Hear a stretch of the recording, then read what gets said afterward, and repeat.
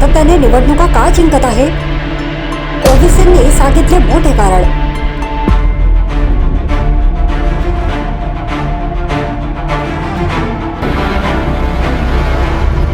MIM पक्षाचे प्रमुख आणि खासदार असदुद्दीन ओवैसी यांनी भाजप निवडणुकांमध्ये सातत्याने का विजयी होत आहे यामागचं कारण सांगितलंय.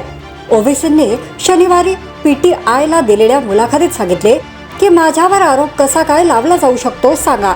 ते म्हणाले की जर मी 2024च्या लोकसभा निवडणुकीत हैदराबाद, औरंगाबाद, किशनगंज आणि काही अन्य जागांवर निवडणूक लढवत असेल आणि भाजपला 240 जागा मिळत असतील तर काय मी जबाबदार आहे? ओवैसींनी म्हटले की भाजप सत्तेत येत आहे कारण विरोधी पक्ष अपयशी आहे. भाजप निवडणूक जिंकत आहे कारण त्यांनी जवळपास 50% हिंदू मतदार आपल्या बाजूने केले आहेत. तसेच ओवैसी म्हणाले की आमच्यावर आरोप करणे आणि आम्हाला भाजपची बी टीम म्हणण्याचा प्रयत्न हा केवळ विरोधकांचा आमच्या पक्षाबद्दलचा द्वेष आहे, बाकी काही नाही. कारण आमचा पक्ष प्रामुख्याने मुस्लिमांचे प्रतिनिधित्व करतो.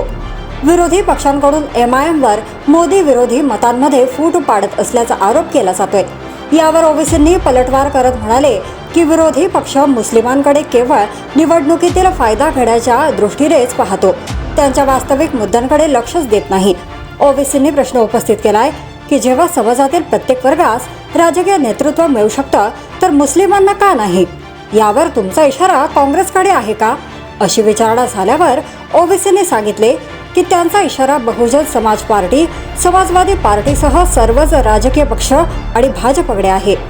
जर तुम्ही अजूनही YouTube चॅनलला सबस्क्राईब केलं नसेल तर ते लगेच सबस्क्राईब करा.